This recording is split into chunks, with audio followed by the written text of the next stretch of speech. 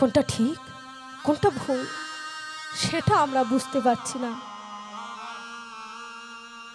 তাহলে বাহিক দৃষ্টি দিয়ে দেখতে গেলে আমরা প্রত্যেকে জেগে আছি, আর অন্তর্দৃষ্টি দিয়ে দেখতে গেলে আমরা প্রত্যেকে ঘুমিয়ে আছি। কার কোলে? মায়ার কোলে ঘুমিয়ে আছি।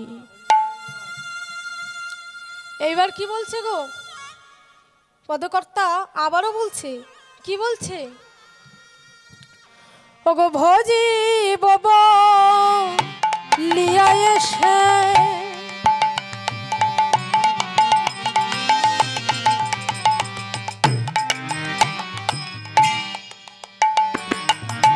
সংসার ভিতরে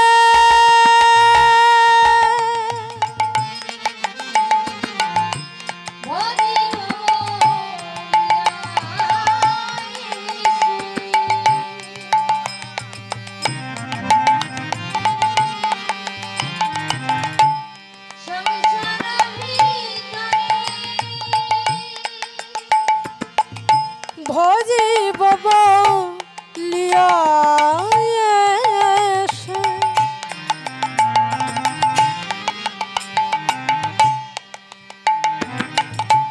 সংসার ভিতরে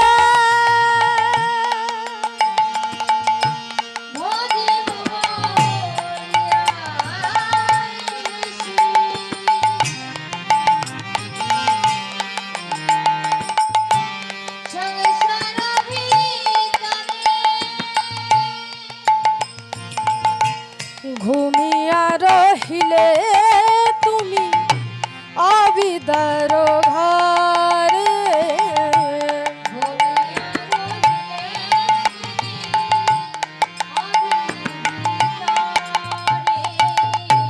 ঘুমিয়া রহিলে তুমি অবিদার ঘরে,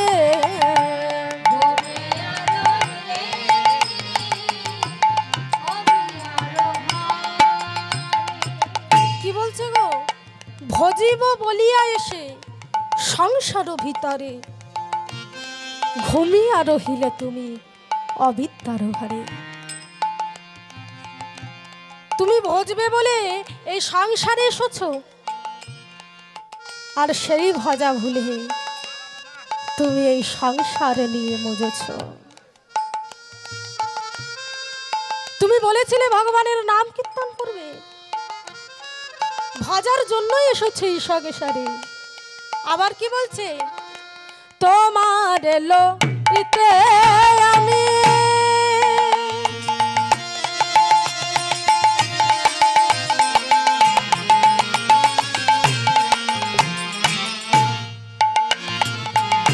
হইনু অবতার, তোমার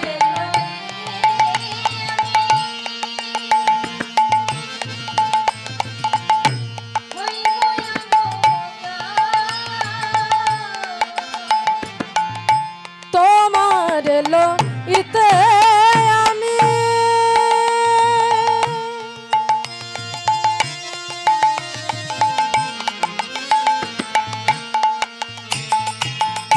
হইনু অবতার,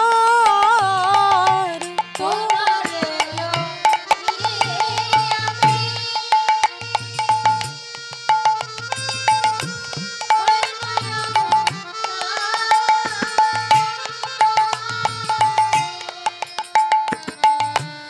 আমি বিনা কলি যুগে আছে তোমার,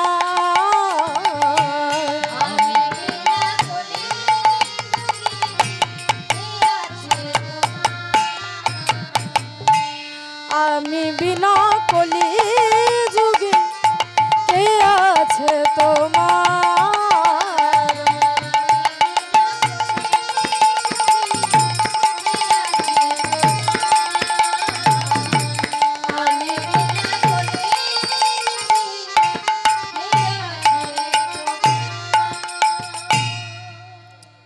বলছে তোমার জন্য আমি অবতার হয়েছি। কোথায় ছিলাম সত্য যুগের নারায়ণ, ত্রেতায় রাম, দাপরে কৃষ্ণ, আর কলিতে হলাম শ্রী শ্রী চৈতন্য মহাপ্রভু। তোমাদের জন্য আমি অবতার হয়েছি গো।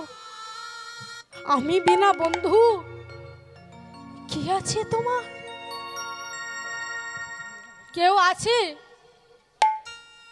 আমার মতো বন্ধু তোমাদের কেউ আছে? কেউ নাই। তোমারে লইতে আমি হইন অবতার, আমি বিনা বন্ধু কে আছে তোমার? তাই সদ্য গৌর ভক্তমণ্ডলী মায়েরা, আজ আমার মহাপ্রভু আজ শ্রীবাসের আঙ্গিনায় আজ নট্য কীর্তন করছেন ভাবে বিভোর হয়ে। যার অন্তরে কৃষ্ণ বাহিরে রাধা, রাধা ভাবে শ্রবণিত দেহ নিয়ে এসেছেন যিনি,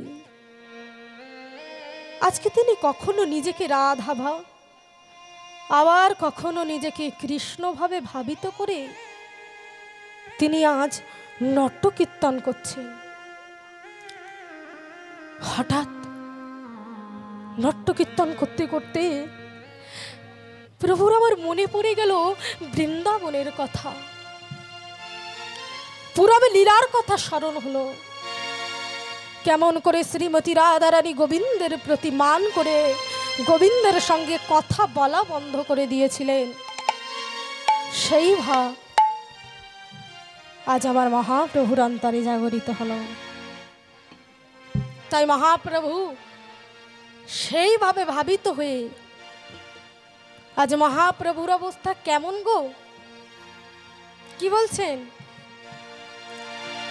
মানম লীন মুখ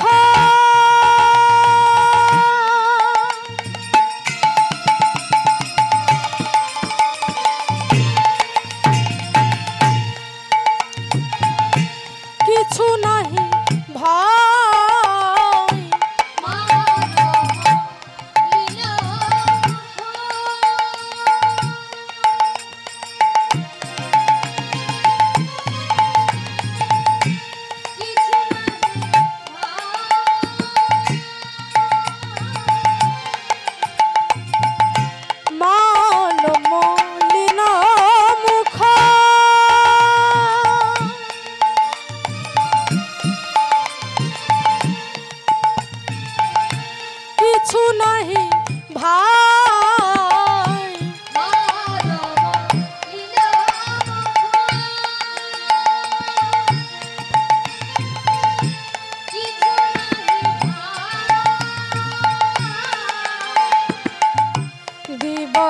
রজনী গোরা জাগিয়া পোহাই,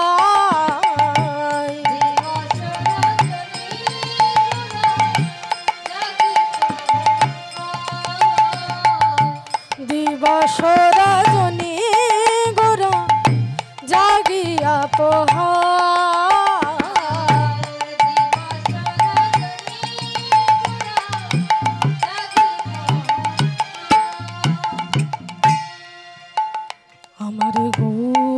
চাঁদের চেতন নাই রে,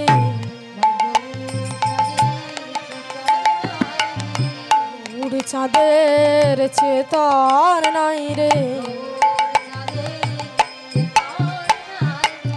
মুখে হারাই হারাই বলে কাঁদে, মুখে হারাই হারাই বলে কাঁদে, দিবস রজনী গোরা জাগিয়া পোহাই।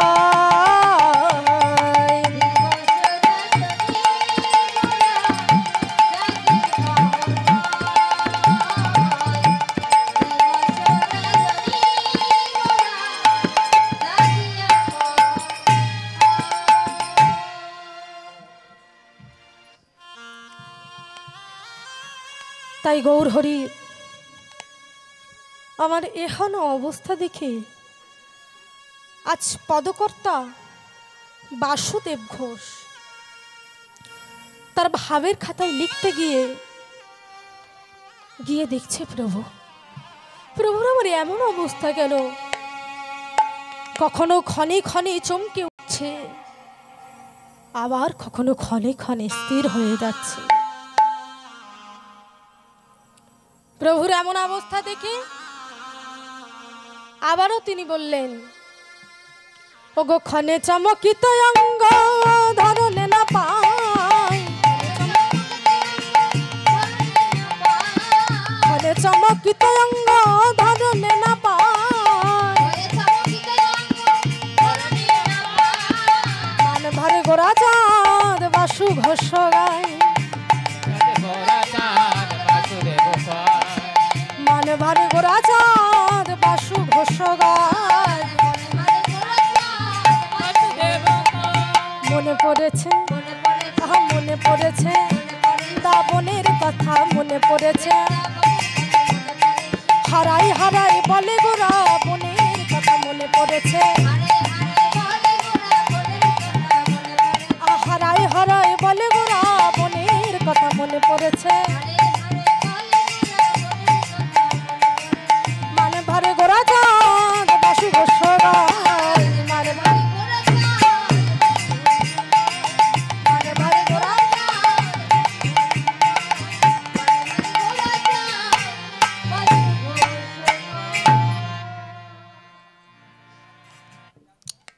শ্রদ্ধেয় গৌর ভক্তমণ্ডলী মায়েরা, এতক্ষণ ধরে আমরা গৌর চন্দ্রিকা আস্বাদন করলাম, অর্থাৎ গৌরাঙ্গ মহাপ্রভুর ভাবের কথা আমরা আস্বাদন করলাম।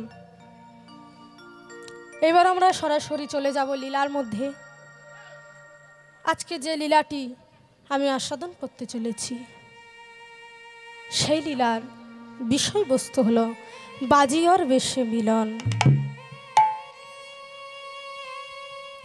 ভগবান অনেক লীলা করেছেন, সবটাই কিন্তু জীব শিক্ষার লীলা। তাই আজ যে লীলা আমরা আস্বাদন করব, সেই লীলাটির বিষয়বস্তু হলো বাজিগর বেশে মিলন। আজ ভগবান শ্রী কৃষ্ণচন্দ্র আমার আজ মায়ের কোলে বসে আছে। আজ মায়ের কোলে বসে থাকতে থাকতে মাকে বলছে, ও মা, মা গো, আমি গোষ্ঠে গোচরণ করতে যাব মা, আমাকে একটু সাজিয়ে দাও মা। ওই দেখো সবাই আমার জন্য দাঁড়িয়ে রয়েছে, আমাকে সাজিয়ে দাও মা, আমি গোষ্ঠে যাব মা। এদিকে মাতা যশোমতী আমার চিন্তা করলেন, প্রতিদিন তো আমি বলরামের সঙ্গে পাঠাই, কিন্তু আজ যে বলরাম যাবে না, কারণ বলরামের জন্মদিন বলে আজ রোহিণী দিদি বলরামকে যেতে দেবে না। তাই সুবালকে ডেকে বলছে, এই সুবাল, শোন শোন শোন। কি হয়েছে মা, আমাকে ডাকছো কেন? এই নে সুবাল, আমার গোপালকে আজকে তোর হাতে সঁপে দিলাম। দেখি সুবল, পথে যেন কোনো বিপদ না হয়। সুবল আমার ভগবানকে পেয়ে আনন্দিত হয়ে গেলেন। সুবল মাতা যশোমতীকে বলছে, মা, ও মা, তুমি চিন্তা করো না মা, আমি যেমনভাবে তোমার গোপালকে নিয়ে যাচ্ছি, ঠিক তেমনিভাবে আমি তোমার গোপালকে তোমার কাছে ফিরিয়ে দিয়ে যাব। এই বলে আজ আমার ভগবান সমস্ত সখাদেরকে সঙ্গে নিয়ে আজকের শ্রীদাম সুদাম দাম বসুদাম মধুমঙ্গল আজ সকল সখাকে সঙ্গে নিয়ে আজ চললেন। কোথায় যাচ্ছেন? গোঠের মাঠে খেলতে যাচ্ছেন। কেমন ভাবে যাচ্ছে গো? সবাই মিলে ভক্তমণ্ডলী মায়ের একবার উলুধ্বনি দিয়ে হরিবল হরিবল হরিবল। ওগো হই হই করিয়া তারা কাচনি উড়ায়, হই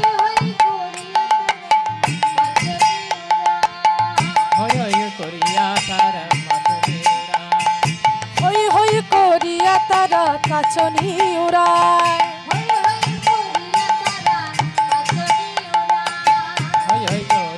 তারা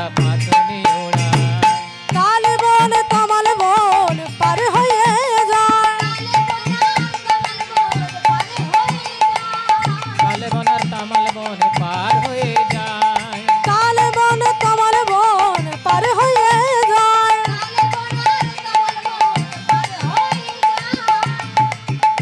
আজ কেহ নাচে কেহ গাই কেহ বলে হরি,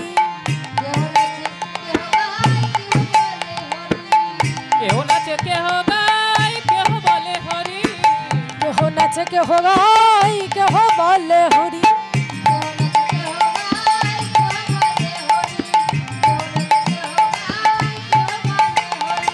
আনন্দেতে কেহ কেহ যাই গড়াগড়ি, আনন্দেতে কেউ কেউ যায় গড়াগড়ি, আনন্দ আর ধরে না, আহা, আনন্দ আর ধরে না, আনন্দ আর ধরে না। আজ মনে কত বাসনায় আনন্দ আর ধরে না।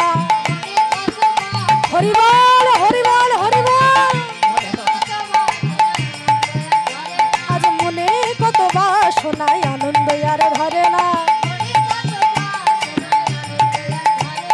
কালে বন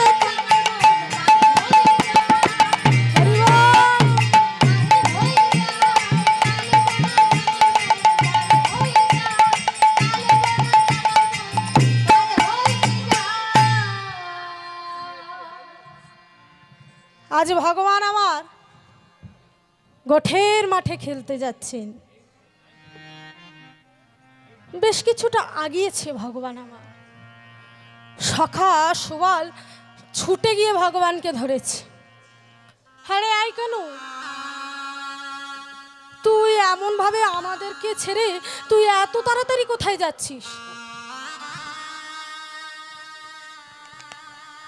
ভগবান বলছে, সুবল, হ্যাঁ রে আই সুবল, তুই এমন ভাবে আমার পথ আগলালি কেন?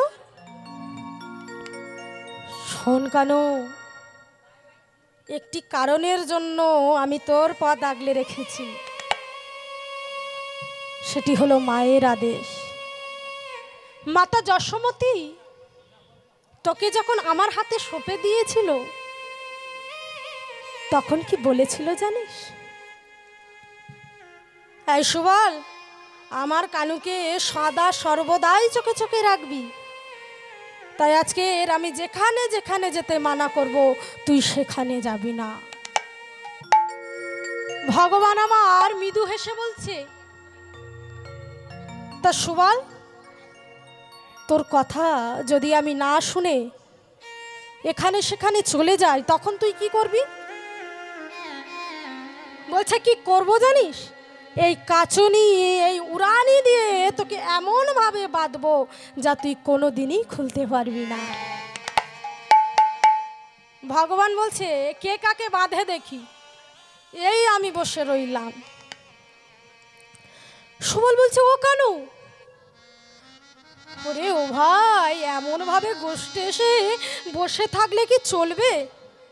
ভালো লাগে বল? ভালো লাগে না।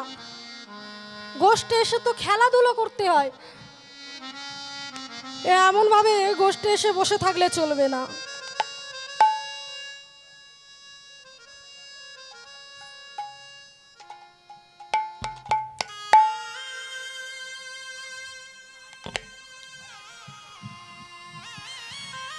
তুই ওঠ ভাই, এমন ভাবে বসে থাকিস না আমাদেরকে ছেড়ে। চল চল চল, গোষ্ঠে খেলা করতে যাই। সুবল বলছে, একটি শর্ত আছে। কি শর্ত? না আজকের খেলার নাম হবে কি নাম গো? হ্যাঁ, আজকের খেলার নাম হবে চোখে বাঁধা খেলা। বেশ কানু, তুই যা বলবি তাই হবে। তা চল। এই বলে আজ আমার ভগবান কি করলেন, সখাদেরকে সঙ্গে নিয়ে আজ গোঠের মাঠে খেলা শুরু করলেন। ভগবান আমার সবাইয়ের চোখে কাপড় বেঁধে দিয়েছে, কিন্তু নিজের চোখে বাঁধেনি। আজকে নটবর হয়ে সবার মাঝখানে দাঁড়িয়ে রয়েছে, আর এদিকে সখাগণ আমার খেলা খেলছেন। কেমন খেলা গো? আজ রাম কানাইয়ের সনে খেলিব রে, আজ রাম কানাইয়ের সনে খেলিব রে, আজ রাম কানাইয়ের সনে খেলিব রে। আজি রাম কানাইয়ের সঙ্গে খেলিব রে।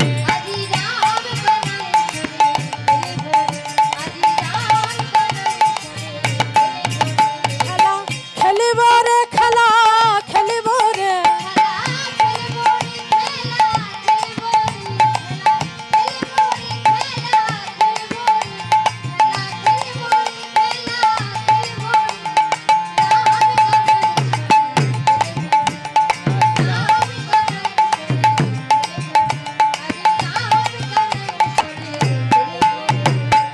দূর বনে যাব না খেলিব রে, মোরা দূর বনে যাব না খেলিব রে, আজ রাম কানাইয়ের সনে খেলিব রে।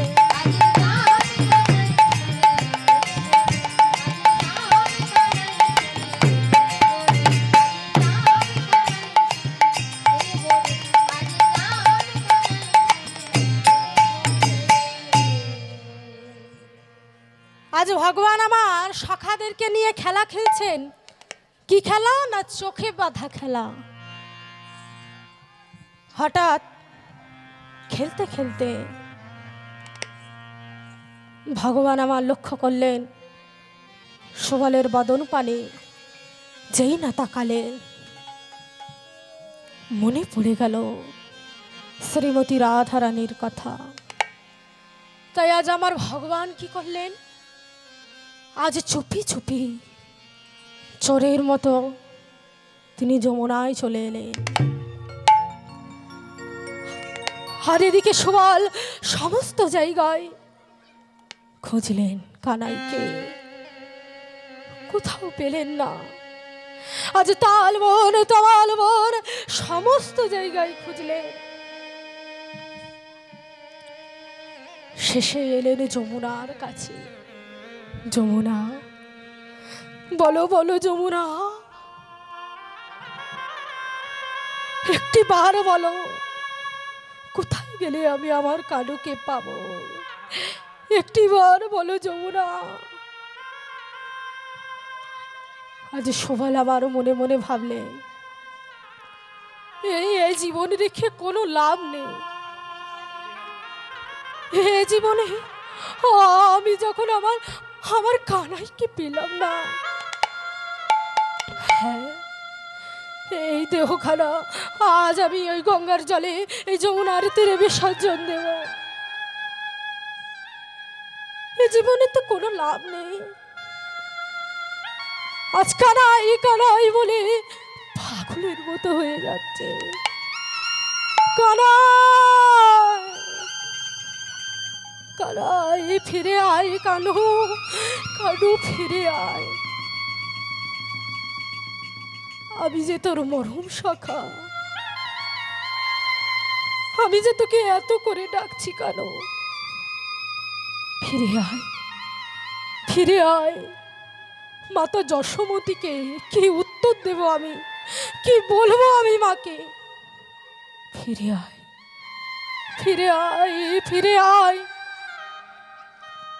এই বলে যখনই সখা সুবল আবার কাঁদতে কাঁদতে যখনই ওই যমুনার তীরে ঝাঁপ দিতে যাবে, সঙ্গে সঙ্গে আমার ভগবান এসে হাতটি ধরেছে। সুবল, এই সুবল, এটা তুই কি করছিস? সুবল, এটা তুই কি করছিস? কানু, কানু এসেছিস ভাই? তুই আমাদেরকে ছেড়ে কোথায় চলে গিয়েছিলিস? তোকে ছাড়া যা আমাদের ভালো লাগে না। তুই কোথায় চলে গিয়েছিলিস ভাই? ও আচ্ছা আচ্ছা, বুঝতে পেরেছি। আমার উপর বুঝি তোর অভিমান হয়েছে? আমি তোর পথ অমনভাবে আগলে রেখেছিলাম বলে আমার উপর বুঝি তোর অভিমান হয়েছে? ওরে না না না, তোর উপর আমার কোনো অভিমান নেই রে ভাই। তবে বল কানু, বল বল বল, তোর মনের বেদনা বল। সুবলের এই আকুলতা দেখে ভগবান বলে উঠলেন, শুনতে চাস, শুনতে চাস আমার মনের বেদনা? তবে বলি শোন। ওরে সুবল, রায় যে আমার উপর অভিমান করে বসে আছে, যে কোনো ভাবে রায়ের ওই অভিমান ভাঙাতে হবে। সুবল বলছে, ওরে ও কানু, রাধের যে অভিমানের কারণটাই যে কি কিছু বুঝতে পারছি না, যে সদা সর্বদাই কৃষ্ণ ধ্যান কৃষ্ণ জ্ঞানে যে মত্ত থাকে, তার আবার এত অভিমান কেন? ভগবান বলছে, ওরে ও সুবল, তবে বলি শোন। অষ্টসখী পরিপ্রীতা শ্রীমতী রাধারানী একদিন প্রিয় সখী ললিতাকে বলছে, ললিতা ও ললিতা, তোরা আমার বধূর কাছে নিয়ে চল, আমি আমার বধূ দর্শন করতে যাব। ললিতা বলছে, রাধে, তোর বধূকে আমরা এখন কোথায় পাবো? রাধারানী বলছে, ললিতা, আমি জানি রে আমার বধূ কোথায়। এই বলে অষ্টসখী পরিবৃতা শ্রীমতী রাধারানী আজ সখীদেরকে সঙ্গে নিয়ে যমুনার তীরে আসলেন। দূর থেকে লক্ষ্য করলেন ভগবান আমার দাঁড়িয়ে রয়েছে, কিন্তু ভগবান কথা বলবে কেমন করে? দাদা বলরাম যে আছে, বলরাম সঙ্গে থাকায় কথা বলতে পারলেন না। তাই আজ আমার ভগবান কি করলেন গো? সংকেত করলেন। কি বলছে? ওগো সংকেত করিল শ্যামা,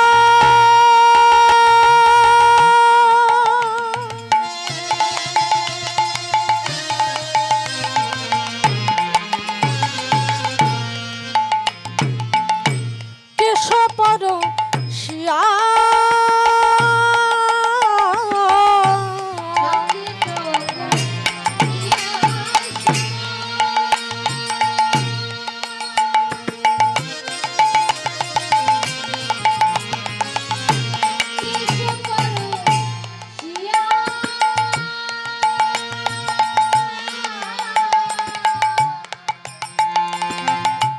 কেশর কুঞ্জে এসো ধুনি সখী গণ লইয়া, কেশর কুঞ্জে এসো ধুনি সখী গণ লইয়া,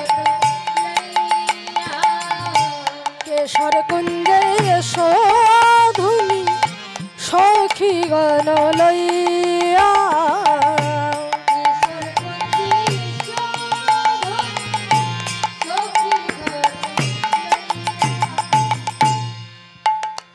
আজ কেশর কুঞ্জে গমন করো, কেশর কুঞ্জে গমন করো, কেশর কুঞ্জে গমন করো, কেশর কুঞ্জে গমন করো, কুঞ্জ সাজাও যতন করি, কেশর কুঞ্জে গমন করো, তোমরা কুঞ্জ সাজাও যতন করি, কেশর কুঞ্জে গমন করো, কেশর কুঞ্জে এসো ধুনি সখী গণ লইয়া,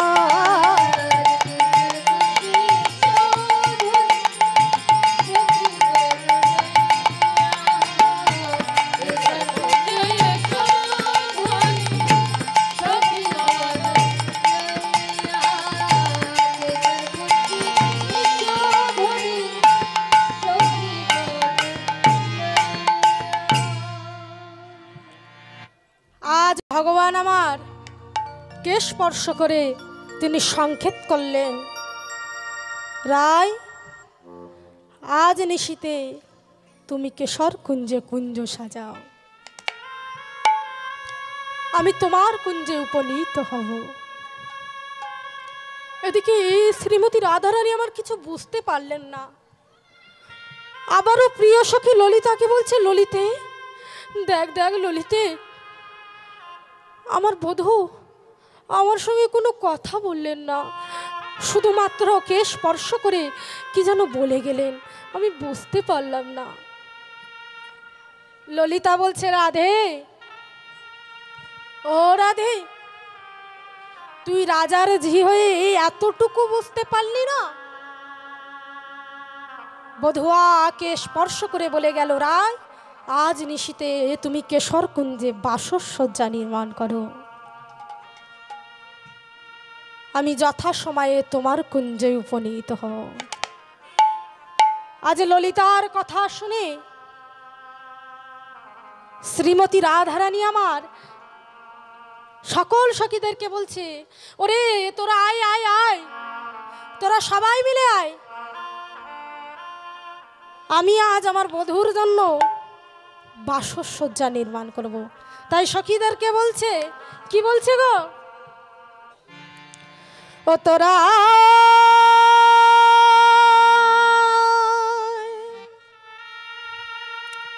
তোরা আয় সজনী, আমি বধূর তরে কুঞ্জ সাজাই, তোরা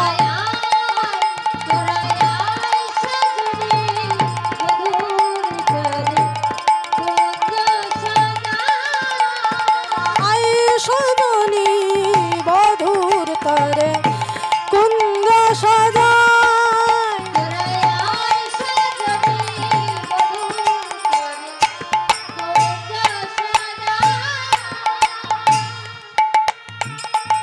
এই কুঞ্জ মাঝে দেখতে পাবি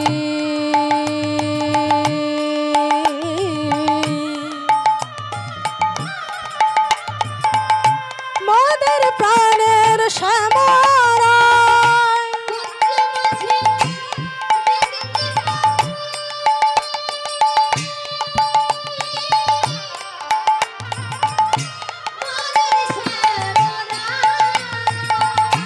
কুঞ্জ মাঝে দেখতে পাবি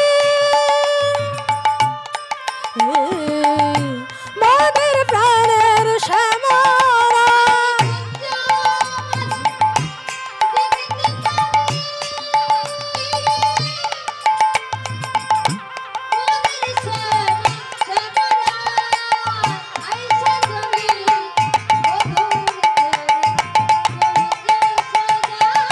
হরিবল হরিবল হরিবল।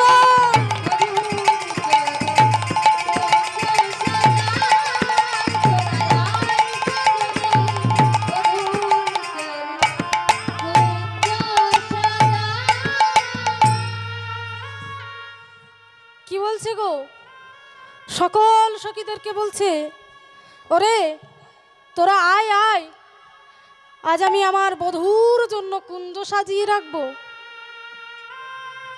শ্রীমতী রাধারানী আজ বাসসজ্জা নির্মাণ করলেন, মালা চন্দন সুগন্ধি পুষ্প চয়ন করে বধূর পথপানে চেয়ে বসে রইলেন। কিন্তু হায় রে, যার জন্য এই বাসসজ্জা নির্মাণ,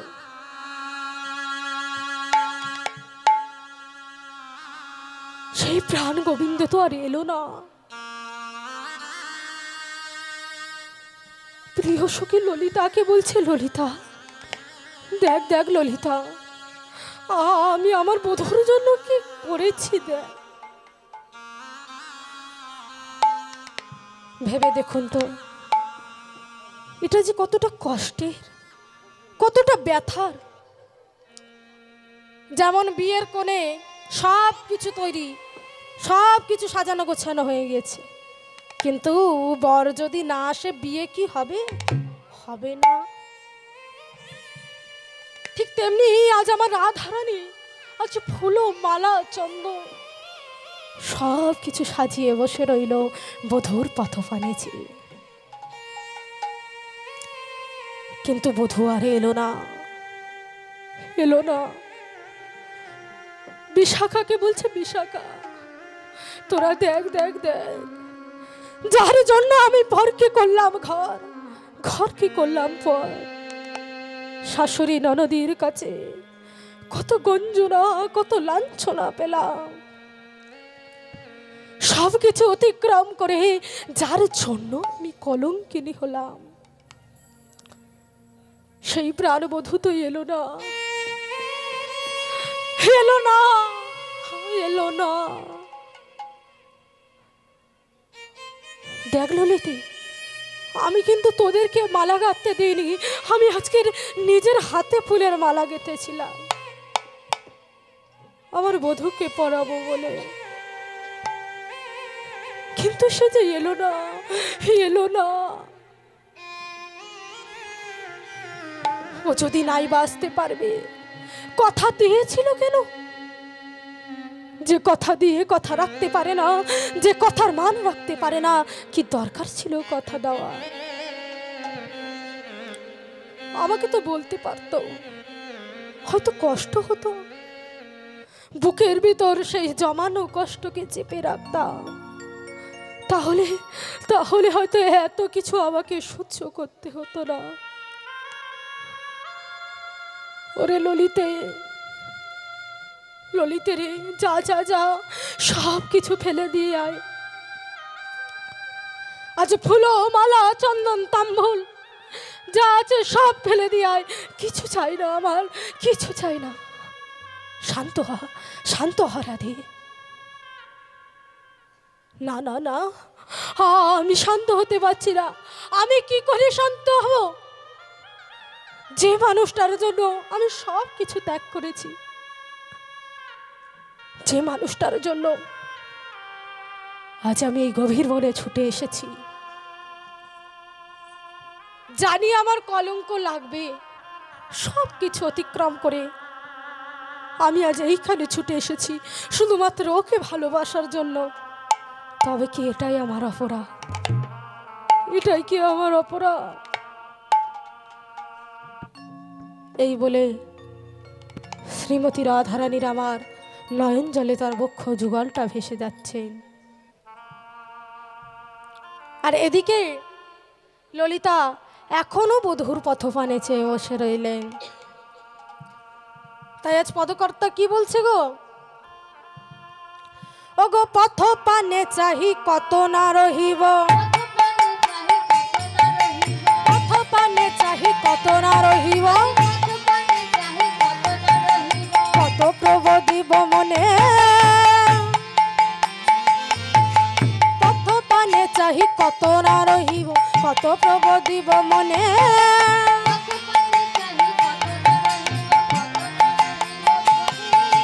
রস শিরোমণি আসিবে এখনি দ্বিজ চণ্ডী দশবনে,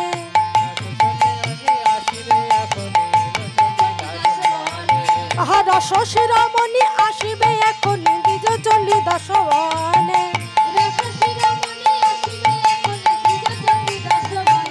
কেন এলো না, এলো না পরাণ বধূ, এলো না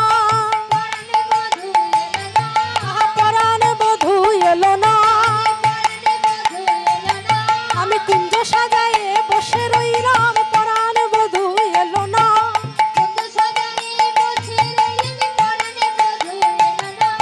রস শিরোমণি আসিবে এখন দ্বিজ চণ্ডী দশবনে।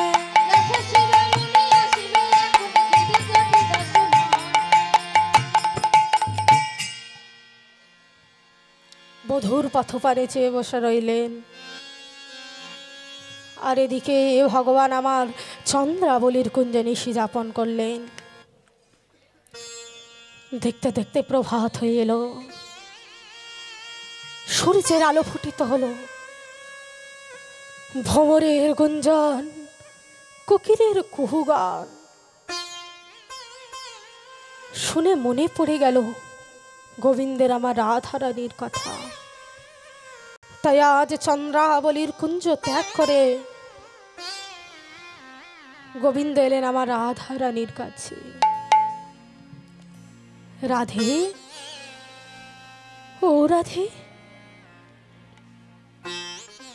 একটিবার আমার পানে তাকাবে, একটিবার তোমার ওই চন্দ্রের ন্যায় মুখখানা একটিবার তোলো রাধে, একটিবার তোলো। রাধারানী আমার বললেন, বধূ তোমার পানে আর কি তাকাবো, যেখানে ছিলে তার প্রতি চিত্র তোমার শরীরের মধ্যে লক্ষ্য করে দেখো বধূ। তাই বলছি, এই কুঞ্জ ত্যাগ করে যেখানে ছিলে সেখানে ফিরে যাও, ফিরে যাও, ফিরে যাও তুমি। আমার যে কিছু ভালো লাগে না, ফিরে যাও বধূ, তুমি ফিরে যাও। আমি যে পাচ্ছি না এই কষ্ট সহ্য করতে, আমার সামনে থেকে চলে যাও, চলে যাও, দোহাই তোমার, আমার কাছে এসো না, আমার কাছে এসো না, ফিরে যাও বধূ, ফিরে যাও তুমি। গোবিন্দ আমার রাধারানীর মান ভাঙাতে পারলেন না। আজ ধীরে ধীরে গোবিন্দ রাধারানীর কুঞ্জ ত্যাগ করে বিষণ্ণ বদনে চলে গেলেন। আজ ওই সখাদেরকে সঙ্গে নিয়ে খেলতে খেলতে ভগবানের আমার মনে পড়ে গেল রাধারানীর কথা। রাধারানীর কথা মনে পড়ে যেতে আজ ওই যমুনার তীরে চলে এলেন। তাই আজ সুবালকে সেই মনের বেদনা বর্ণনা করছেন। সুবাল, ওরে ও সুবাল, যে কোনো ভাবে, যে কোনো উপায়ে আমি রাধা দর্শন করতে যাব ভাই। ওরে রাই যে আমার উপর অভিমান করে বসে আছে, আমি রাধা দর্শন করতে যাব ভাই। সুবাল বলছে, ও কানু, কানু, রাধারানী কি গাছের ফল নাকি যে বললেই পেরে আনবো? একটা উপায় বের করতে হবে। হ্যাঁ, উপায় একটা পেয়েছি, বাজিগর সাজতে হবে। কি বলছিস, বাজিগর সাজতে হবে? হ্যাঁ, বাজিগর সাজতে হবে। কিন্তু বাজিগর সাজবো কেমন করে? বসন ভূষণ কে আনবে? সুবাল তখন বলছে, কানু, যখন আমরা বিপদে পড়ি তখন একজনকে স্মরণ করি। কে বলতো? যোগমায়াকে। তুই একবার যোগমায়াকে স্মরণ কর, তোর ডাকে যোগমায়া আবির্ভূত হবেন। এই বলে ভগবান আমার যোগমায়াকে স্মরণ করলেন। স্মরণ করার পর আজ যোগমায়া আবির্ভূত হলেন। হে গোবিন্দ, আমাকে স্মরণ করার হেতু কি? মাগো, আমি বাজিগর সাজতে চলেছি মা। ওই ছাই ভস্য হারের মালা ডুগডুগি ঢোল কাশি এনে দাও মা। এই কথা শোনা মাত্র যোগেশ্বরী যোগমায়া আমার ভোলানাথের কাছ থেকে ছাই ভস্য হারের মালা ডুগডুগি ঢোল কাশি এনে দিয়ে বলছে, এই নাও গোবিন্দ, তোমার বাজিগরের বসন ভূষণ। গোবিন্দ আমার হাতে নিলেন, নিয়ে সুবালকে দিলেন। সুবাল আমার ভগবানকে সাজাতে লাগলেন। আজ বাজিগর বেশে সাজাতে লাগলেন। কেমন ভাবে সাজাচ্ছেন গো? কেমন ভাবে সাজাচ্ছে সুবল? বাজিগর বেশ ধরো তো বৃন্দাবন চার, বাজিগর বেশ ধরো তো বৃন্দাবন চার, বাজিগরে বেশ ধরো তো বৃন্দাবন চাঁদ বাজিগরে বেশ ধরো তো বৃন্দাবন চাঁদ বাজিগরে বেশ ধরো তো বৃন্দাবন চাঁদ কণ্ঠে ছিদ্র করির মালা কণ্ঠে ছিদ্র করির মালা জগমোহন খাওয়ান বাজিগর বেশ হরিবল হরিবল হরিবল রাধে রাধে বাজিগরে বেশ ধরো তো বৃন্দাবন চাঁদ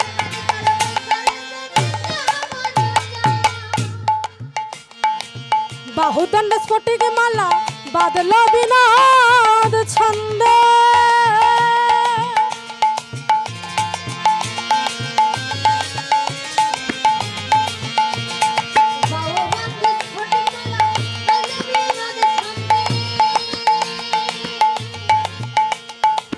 বাহুদণ্ড স্ফটিক মালা বাদল বিনাদ ছন্দে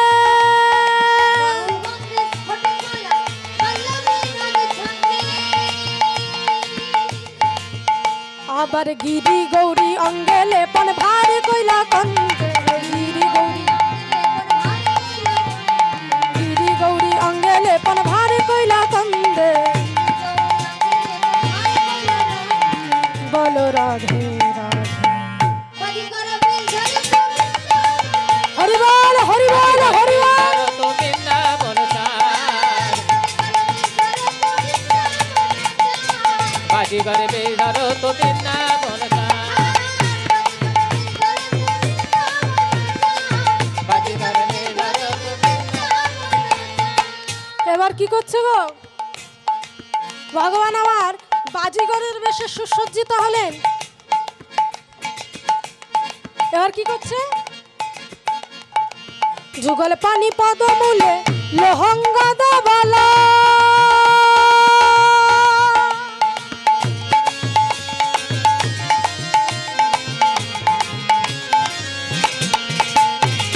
যুগল পানি পদমূলে লোহঙ্গদ বালা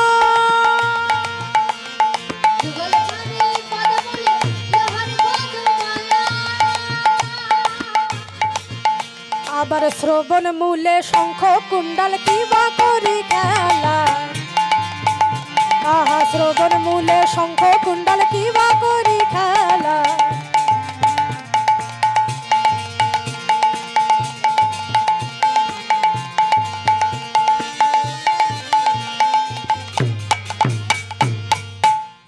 আবার কি বলছে মল্লা ছন্দে পিছল হরি জীর্ণমনের বাসে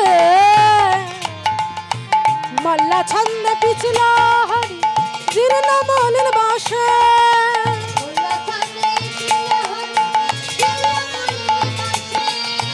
মল্লা ছন্দে পিছল হরি জীর্ণমনের বাসে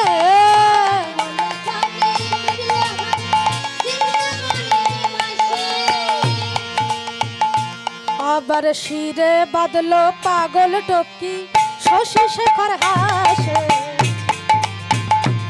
আহা শিরে বাদলো পাগল টপকি শশী শেখর হাসে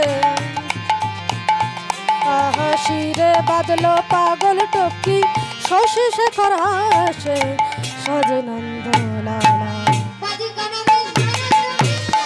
হরিবল হরিবল হরিবল বাজিগরে বেশ ধরো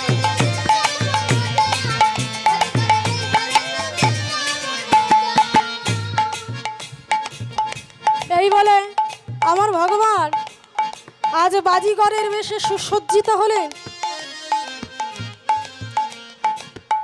বাজিগর সাজতে গিয়ে যেন ভগবান কি একটা বলতে চাইছে